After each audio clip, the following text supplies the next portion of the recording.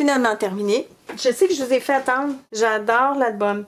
Bon, évidemment, les anneaux sont faits pour un album qui n'a pas nécessairement le même volume que celui que j'ai. Par contre, vous avez deux options. Vous pouvez vous procurer des anneaux un petit peu plus grands ou, au lieu de les relier avec des anneaux, vous pouvez les relier avec des rubans. Moi, j'ai préféré les laisser en place. Ça ne me dérange pas du tout. J'aime ça quand un album ouvre un peu. Ça donne un peu l'impression d'avoir été lu et relu. Ça donne de la vie, je trouve, à l'album. Je vais vous donner un close-up de la couverture.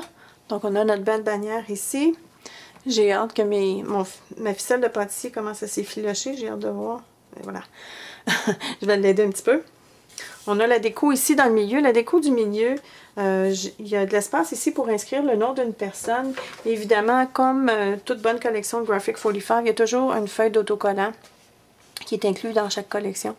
Alors, vous pourriez très bien utiliser les petites lettres ici pour inscrire le nom de l'enfant. Ensuite, on a notre belle serrure. Et les papiers et les fleurs dont j'avais ajouté de la peinture vanille de Paper Artsy.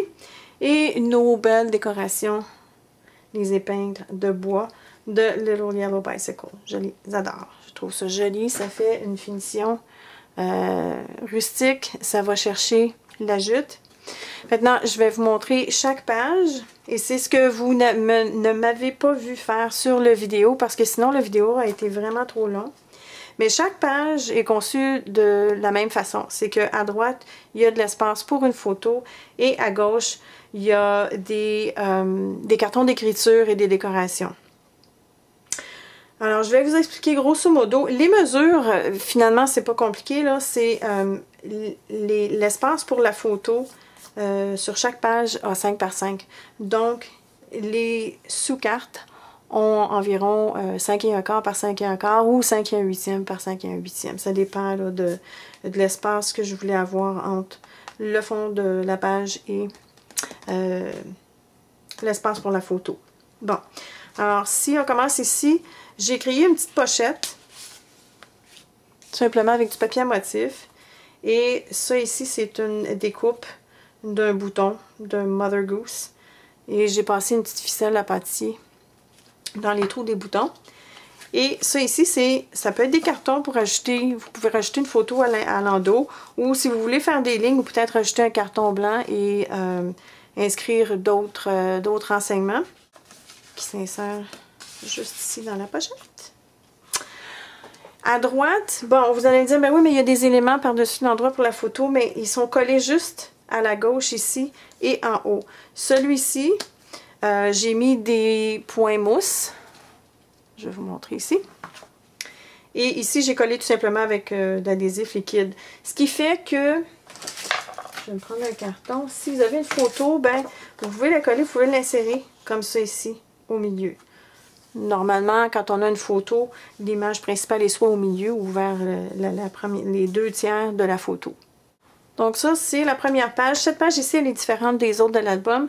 À partir de la deuxième page, c'est la même chose au travers là, le reste de l'album. Donc, à chaque page, j'ai découpé une feuille de 12 par 12 qui avait un endroit pour les écritures finalement. Alors, j'ai pris les 6 qu'il y avait, je les ai mis sur le côté gauche de chaque page. Et j'ai tout simplement collé ici un papier. Je glisse le carton pour écriture. Et j'ai une petite pochette ici avec un autre carton pour écriture qui vient toujours de la même collection. C'est compris dans les découpes en carton. Évidemment, je les ai toutes utilisées, fait que je ne pourrais pas vous montrer ce que ça a l'air, mais je vous les ai montrées au début. Ici, j'ai pris les découpes pour faire des fleurs. J'ai tout simplement étagé les fleurs. Et ici également, il y a de l'espace pour glisser la photo. Alors, j'ai juste collé en dessous ici sur le côté et en bas. J'ai rajouté 2 petites jellies rouges et j'en ai une au milieu ici.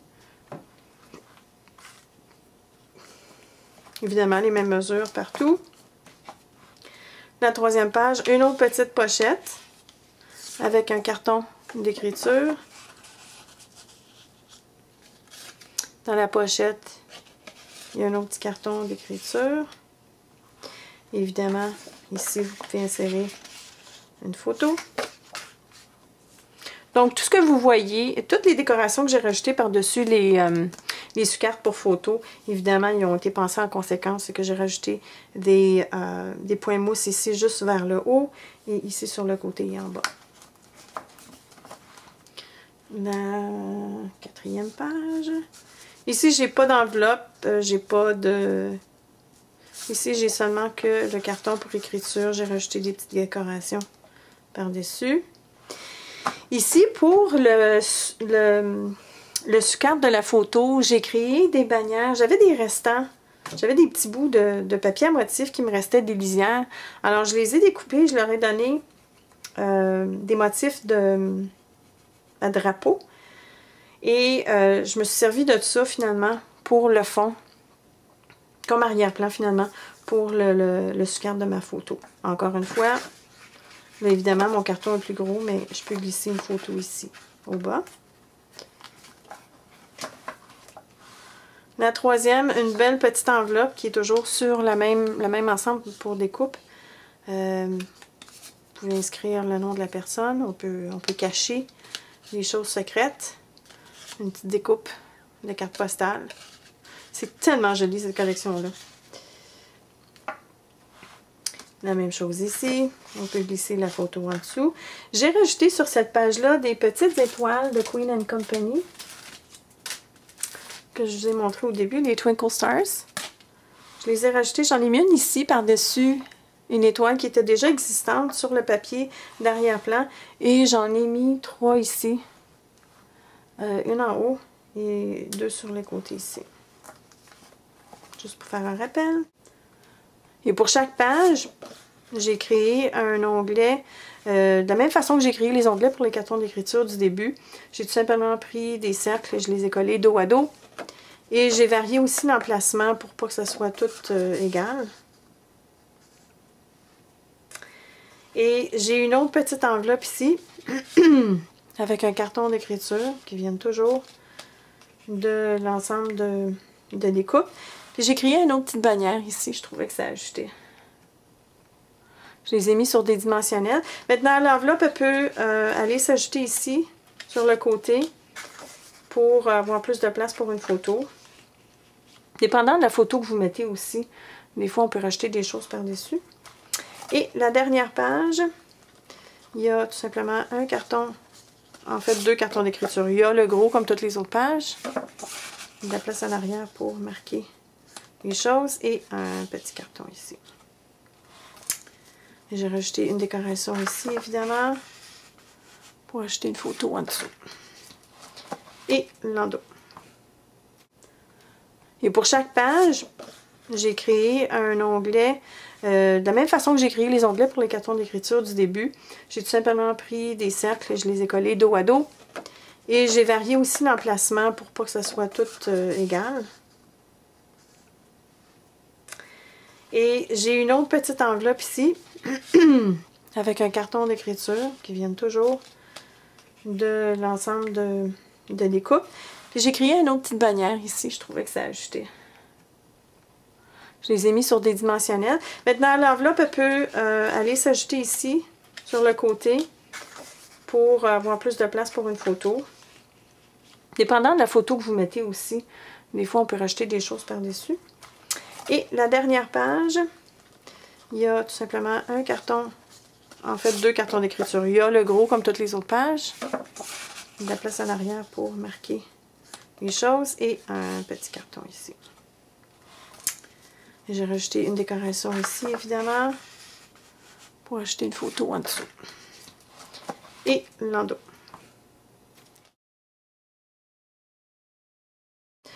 Alors c'est ça. C'est l'album. La plupart des gens pensent que la collection Mother Goose est simplement ou est seulement pour le thème des enfants ou des bébés, mais En réalité, si je regarde tous les motifs, comme si je prends par exemple les découpes pour les fleurs, c'est des motifs qui sont universels. Ça me rappelle pas nécessairement, ou ça me saute pas aux yeux que c'est pour enfants. Alors, oui, il y a des papiers qui a avec des comptines d'enfants, mais par contre, à l'endos, il y a de beaux motifs. La même chose également, ben surtout pour les papiers 6x6, qui sont des motifs solides. Bon, il y a 2 papiers de texte, mais la plupart, c'est des motifs qui peuvent s'utiliser pour n'importe quelle occasion. Alors, comme ici encore, il y a une comptine, mais on a les étoiles à l'endos. J'adore mon album! Ça m'a pris plus de temps que prévu parce qu'il fallait que je pense à qu'est-ce que je voulais rajouter. C'est sûr que vous à la maison, étant donné que je vous ai montré ce que j'ai ajouté à chaque page, ben il n'y a rien qui vous empêche de peser sur pause et copier ce que j'ai fait. Évidemment, il va y avoir des photos à la fin du vidéo et je vous invite également en magasin pour venir le zioter en personne. Alors, c'est tout pour aujourd'hui. Merci d'avoir été à l'écoute. Comme à l'habitude, si vous avez des questions, n'hésitez pas à laisser les petits bas dans les commentaires. Et je vous reviens vendredi.